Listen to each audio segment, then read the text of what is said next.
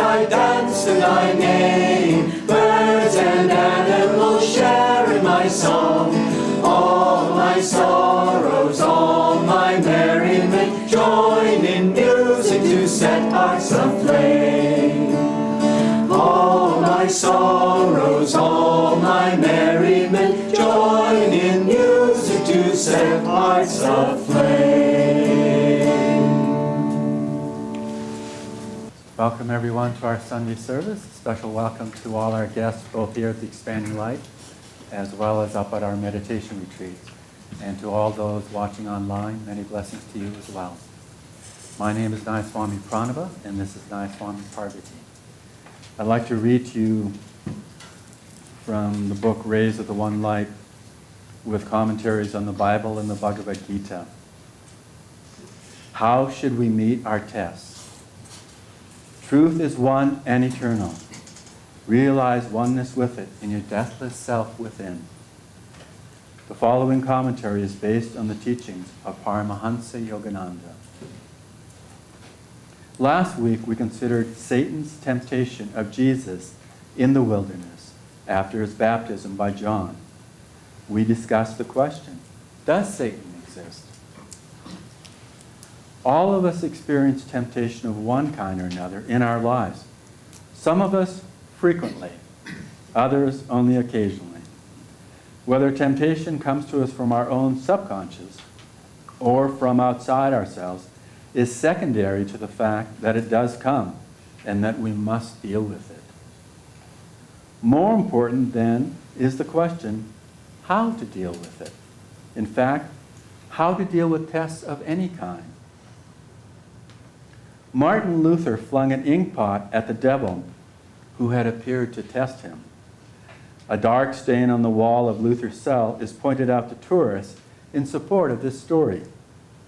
Unfortunately, our trials are not often so summarily dismissed.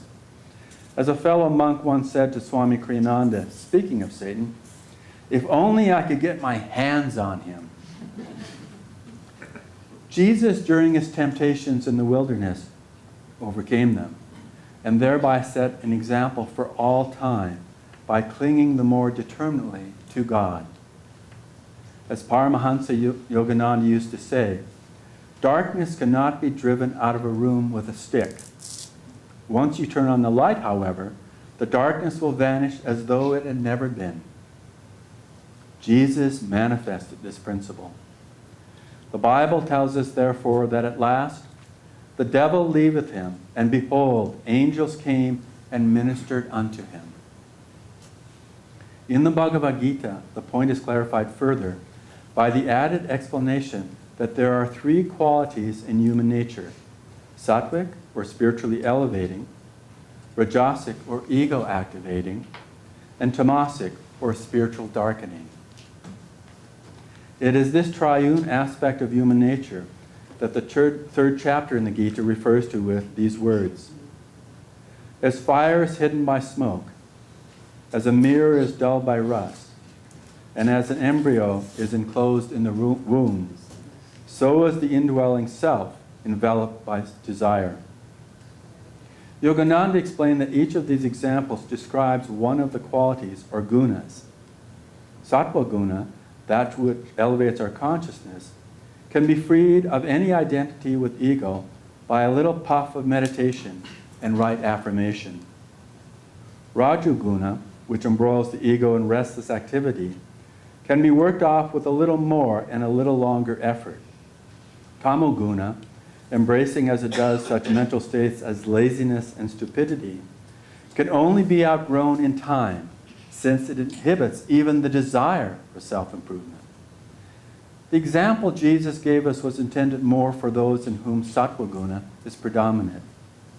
But if you yourself find elements in your consciousness that resist even the effort to cling to God in prayer and meditation, don't despair. Patience, as it has been well said, is the fastest path to God. As long as your efforts take you steadfastly in the right direction, you will come out right in time. Remember Yogananda's words, a saint is a sinner that never gave up. If, however, your nature impels you, even against your will, to move in the wrong direction, toward ego desires, and away from God, strive at least to detach yourself mentally from your wrong actions, which are induced by habit. The time will come when their own stored up energy will tire and diminish. At that time, if you have not contributed to that energy by your consenting will, you will find it possible at last to redirect your energies more constructively. Thus, through Holy Scripture, God has spoken to mankind.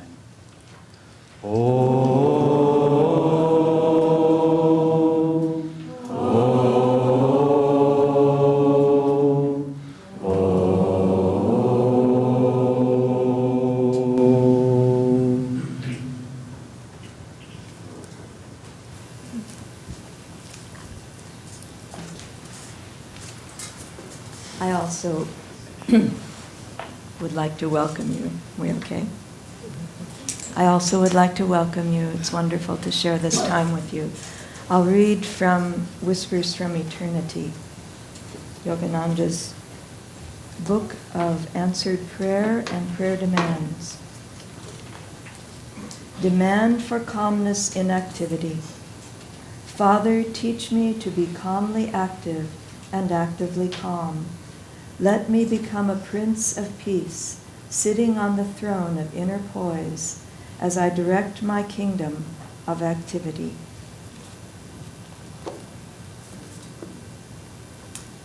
So someone was sharing with me, in fact, Dr. Peter was sharing with me, I don't know if he's here or not, the other day, a letter that was written by a monk in one monastery to a monk in another one, and just sharing with him various things. And at the end of it, and they were both elderly, at the end of it, the monk writing it said, and by the way, if you ever wake up in the morning and you feel no pain, you're probably dead.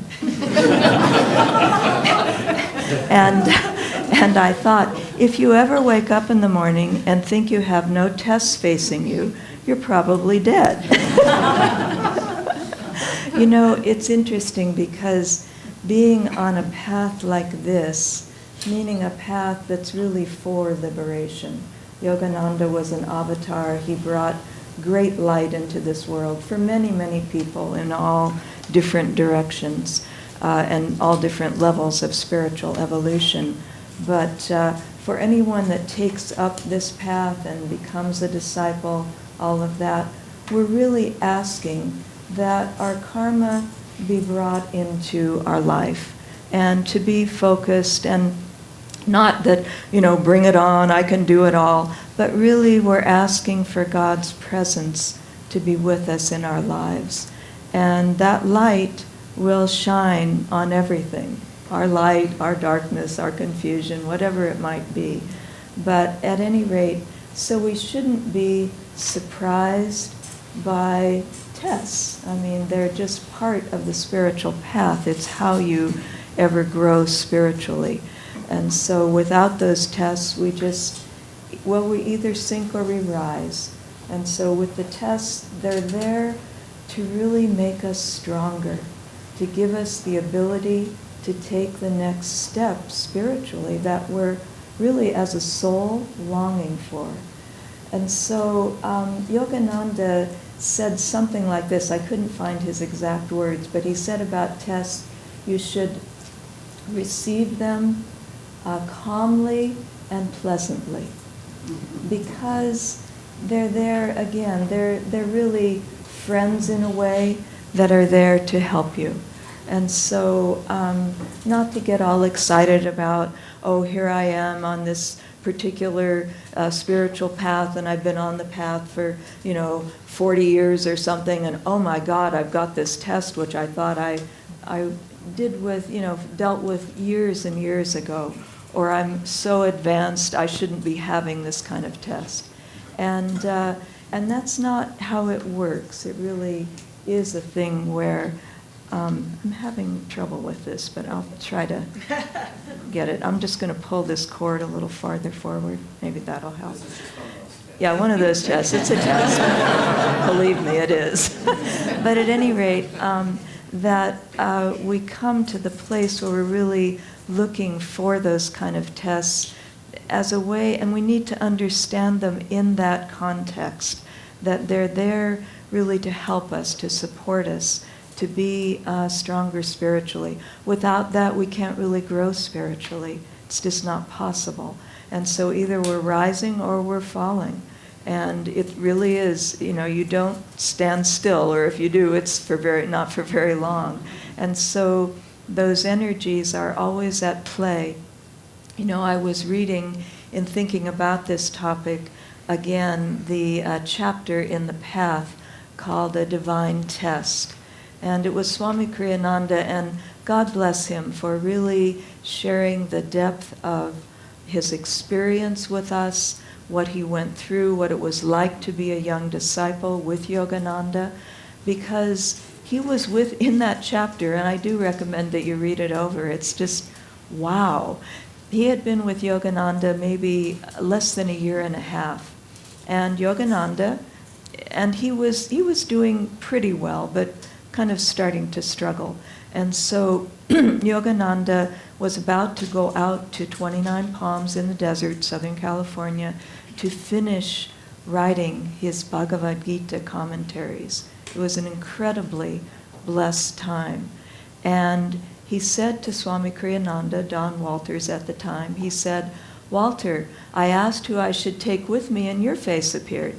I asked twice more, and your face appeared both times." And Swami said that wasn't a put down. It was really an affirmation that Divine Mother was saying, yes, take him. And so he took him, and he said, I was with Yogananda for the first few days, and then there was a monk's retreat that was house that was about 5 miles away. And he said, and then Master Yogananda asked me to help him in editing the Bhagavad Gita, the Rubaiyat, and even the Second Coming of Christ. And he gave him this assignment, which the letters from Yogananda of how he was to go about this, and Swami's description of this are in this chapter, and it's like very, very detailed about, now I want you to cut them out. It was cut and paste, no computers, and he was to cut and paste all the articles from the Gita in the old magazines, and then he was to go on to, and edit them, and then he was to go on to the Rubaiyat, and then go on to even the Second Coming of Christ. And he was to not obliterate any of the writing on the back that he had cut out. So it's just this impossible task. And so he was to do that and work like lightning, but don't change a word. And time is scant. We really have to hurry on with this. And he was 23 years old, had never really done anything like this before, and this was his guru asking him to do it. And to boot, he wrote him a letter outlining 9 hours a day of how he was to go about his life during this time. Up at 8 o'clock, meditating before then, 8 o'clock you have breakfast, then you do this, and then you do this. Every single moment of the day was outlined. Meditate 2 hours here, take a break there, walk around the retreat. Don't do it at night because of snakes on the road, so be careful. Just everything, but really very clear.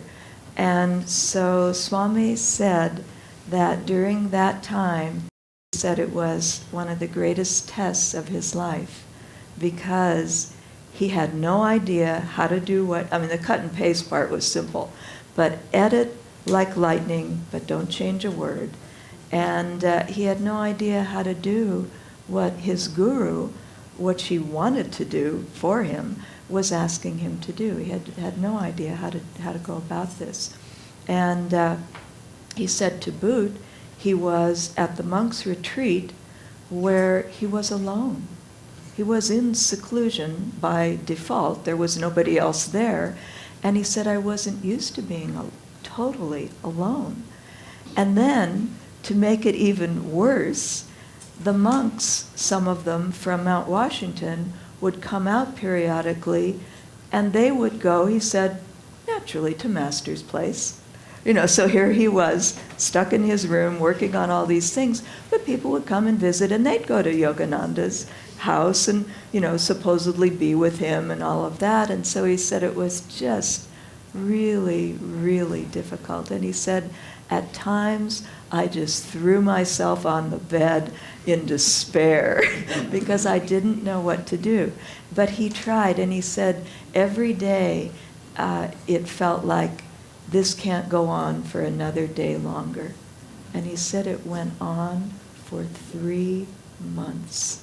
Not 3 days, not 3 weeks, but 3 months. And he said it felt as though the forces of light and dark were battling over, and he was in the middle, and it was just this constant battle each day to try to do beyond the routine, try to do the task that he was set to do.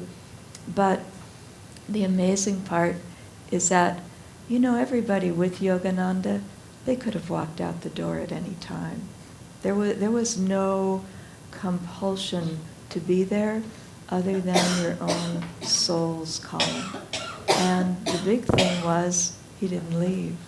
He stayed for 3 long months and went through that, kind of like, as he says, the labors of Sisyphus.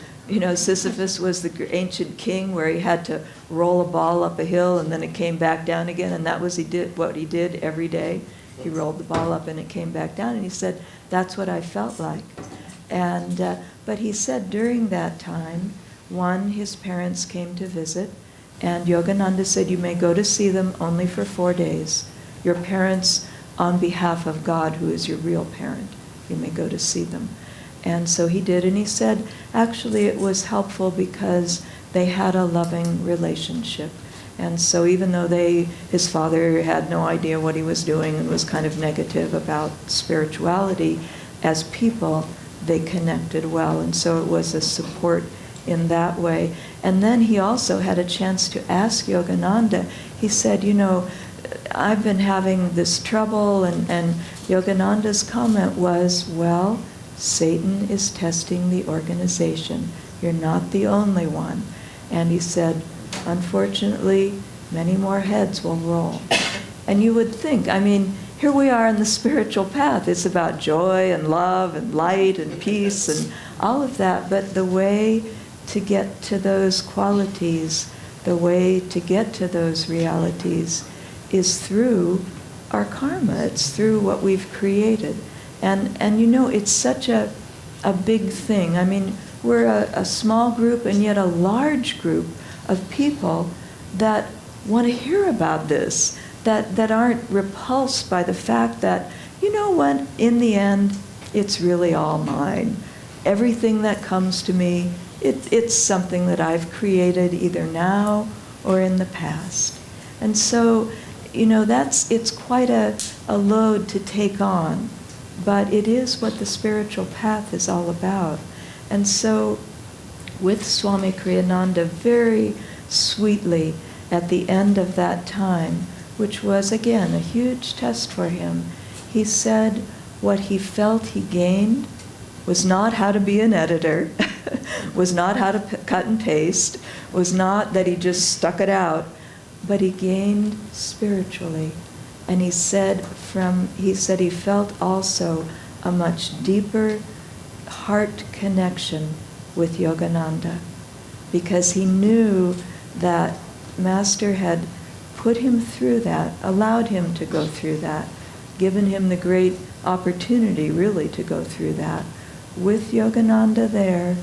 And he said it was to get rid of a lot of darkness, a lot of old karma, and really to clear the way and to build the spiritual strength to be able to move forward spiritually.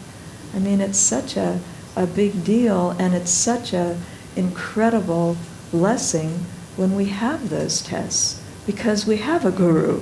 We can say, hey, Master, this looks really daunting. You need to come and be with me and help me. And he will be. He will give you the understanding, the strength, the ability to move through it. It might not look beautiful. we may not look great in the process, but we're able to just move through it. And Swami said it was a great, great blessing. It really just connected him deeply with Yogananda in his heart. And he said Yogananda's comment, and Swami would do this to all of us as well, in front of all the monks, was, Walter was on his high horse, but now he's coming our way. Because we're all on our high horse, aren't we? If we have ego, we're on our high horse and we're thinking we can do this and, whatever it may look like. But really, when we go through those things, asking with Master, asking for those blessings, asking for the ability to do it, then no matter what the results are, we are blessed. And we have that, we know inwardly as a soul that we have that strength now to move forward. And so those kinds of tests are, and there are different kinds of tests, but tests are really, really important. And so don't feel bad about them if you have them. And I used to think, living here at the village early on, some people go through their karma publicly and others internally. And usually it's a mix. But for some people it seemed like they were always having something external happen that was, a test for them and working it out. But either way, they're things that are there to really bless us. And then I was thinking also in the reading that the other part of it is that we really want to gauge how should we meet our test, depending on what the test is. That's how we meet it. And so in the Gita, it talks about the gunas. And so some tests, we could sit down and have a meditation and poof, it's gone. And that's the sattvic kind of energy test, where, and you can feel it. Once you get a little used to these tests coming, you can feel what kind they are. But the lighter energy tests, they can be blown away. He says, as a fire is concealed by smoke, and you hoof it away, and it's gone, and you see the fire.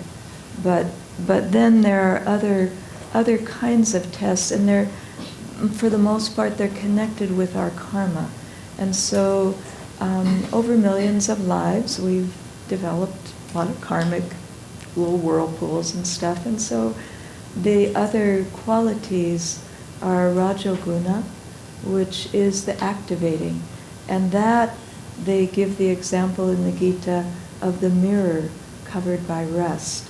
And you know what rust is like. You've really got to work at it to get that rust off, to clear that mirror. And in a test like that, you need to work hard. It may be a while. You may need to just buckle down, and like Swami had to do in that test of his for 3 months in something that he thought every day, this can't go on. Well, maybe we're doing that right now. We're in a situation where we feel this can't go on. Well, it may go on for a while, but what are the options? At a certain point, you reach a certain point spiritually where it's like the back door closes. There aren't other options. The option is to go forward and to know that we have, again, that support of the Guru and the Guru's blessings to do so. And so that part, sadhana every day, the spiritual life, all the attitudes, we just take it up, and like warriors, because it is a battlefield, we do that every day. And that also builds that level of strength inwardly, where we start to feel like, the reason I read that whisper was, you start to feel more and more centered, and those things coming at you that might have blown you away a few years ago really are less. They don't. They're there and you see them, but you know what they are and how to deal with them. And then the last one, tamoguna, is the one where, and I remember Swami saying this about something that he was dealing with, where he said, all I could do was just keep doing what I'm doing and know that eventually and I love the reading, the rays reading, the stored up energy of that karma eventually dissipates. It will, as long as we're not adding to it. You know, if we indulge it and engage in it, then that makes it more, and it's harder to get out. But if we can just know that we're just moving forward, and that thing that seems always there going, nee, nee, nee, nee, nee, nee, you know, that we go, oh no, you're still there. One day, if we're doing and moving toward the light and doing the right things, then that energy dissipates more and more. And one day you think, oh gosh, that isn't there anymore. How about that? You know, what a nice thing. It really did go away. So in all of that, I think, and those are really important things to remember, because I also remember Swami repeatedly saying, if you have an army and you're invading a country, which we're doing to our lower and higher selves here, you need to know what the strength of the opposition is. And you need to know how much strength your army needs to have to fight that. And so we're looking at that, you know, inwardly. And sometimes it manifests in outward tests for sure. But inwardly as well, we're looking at, okay, here's this thing happening. Can I just poof it away? Give that a try first, naturally. And then see, well, maybe it's just going to require more. And so you put more effort in. And then the last one, maybe it's just over time. And the one that's over time, you just kind of, I was going to say relax into it, but it's not quite that. But you don't want to keep looking and is it still there? You know, in other words, giving it energy. When you look, you give it energy. So you're aware of it for sure. You know, other people may make you more aware of it. Did you know that you do this all the time? Yeah, I know I do that all the time. You know, but it's there, but you know what you're doing. And, you know, someone who was kind of confronted by someone saying, you know, you do this and, you know, and this person said, well, I'm not a done work yet. You know, I'm not complete yet. I'm in process. So, and you can say that either mentally or to people, but just that, you know, it's just going to take time. So you're not worried about it. You're not freaked out about it or fearful of it. It's just something that's part of your karma, and eventually it will dissipate. That energy will go away as we move forward. So I just thought about that. You know, it just, how we meet our tests is very, very important, and we want to really always, and I love the reading also of the affirmation, alertness, because we want to be aware, not in a strange way, but just aware of what we're dealing with. We know, you know, other people may or may not be aware of that, but we know, and that we therefore can be aware of the quality of the test that we're facing and know how much energy to bring to it. And in that way, we'll find that, you know, Pranava made copies of the Bhagavad Gita, Krishna in the chariot with Arjuna standing behind, and the 5 horses, which represent the senses. And he made copy. We had big copies in his office, and I was just thinking, that's the image really to remember, is that it is a battle, and it can be very intense sometimes, but it's what will help us to be free, the battles, the tests, and the Krishna is the charioteer.